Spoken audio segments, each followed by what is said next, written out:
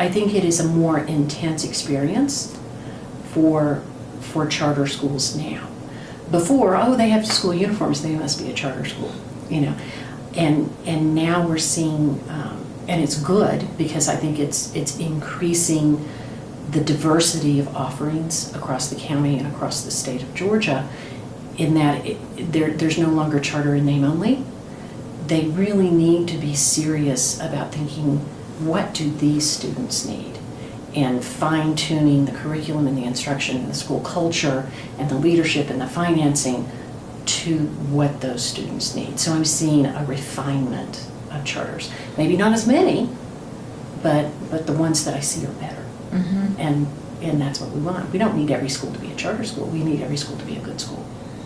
And if charters opened up that avenue so that the traditional school down the street can use those same practices and innovations to improve education for every child, be they in a charter or not, we've succeeded. Do you find that this piece of it is a part of your job, helping kind of people outside of, you know, your immediate sector understand that these are some of the benefits of charter, that what charters are learning can be applied in other structural settings? Yeah. And in my district, I'm blessed in that my district has been chartering forever. They've been chartering since 1999. Mm-hmm. And so they're very open and comfortable with charters. As a matter of fact, as I was sitting down the hall waiting to come in here tonight, I was arranging the traditional school visits to the charter schools. So I say, here's what the charter schools do that's different. I sent it out to all 90 principals and department heads and said, who wants to come see? And they come in and they do walkabouts. So we do fall and spring walkabouts so they can see those innovations, see, will that work at my school? And take it back. Or, oh, that's a huge mistake. I would never want to do that. You know, so it's learning both ways. Mm-hmm. I think my district's a little weird in that it is that intentional about using charters as engines of innovation. Mm-hmm. But I'm seeing it spread. I really am. Across, maybe not Georgia, because so many of our school districts, with 183 of them, so many of them are rural and so small they'll never have a charter school. They only have 400 kids in the entire school district, right, you know. Right. But in the metro area, there's a lot of conversation and interaction going back and forth now between the traditional school and the charter school. Boy, if you could take that show on the road, there's so many districts around the country where that conversation is not happening. I know. And so we're trying to intentionally document what we're doing. Mm. So if anybody out there wants to follow this, you know, give us a yell. Right. But it requires a district to not be frightened.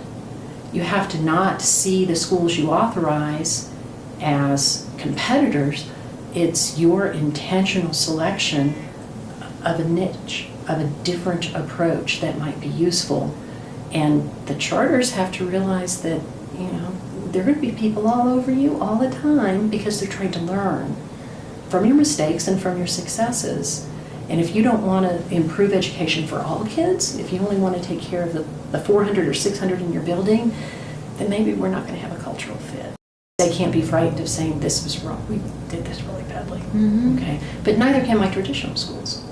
If they want to cover up and say, oh no, we're perfect. Mm-hmm. I know better. Right. Yeah. So everything needs to be data driven and focused. Mm. So that's what we're seeing. We have now 90 schools who have implemented school governance councils, which are akin to governing boards. Not quite as much authority because the district still hires and fires all the employees, but those school governance councils set the strategic plans, they approve the budgets, they set the school culture. So they do a lot of it's almost like charter light activities. And I have schools in our district actually are in official MOU partnerships with our charter schools to say, let's explore this. Let's learn about that together. And so they're going at it from different perspectives. It's really very, very exciting.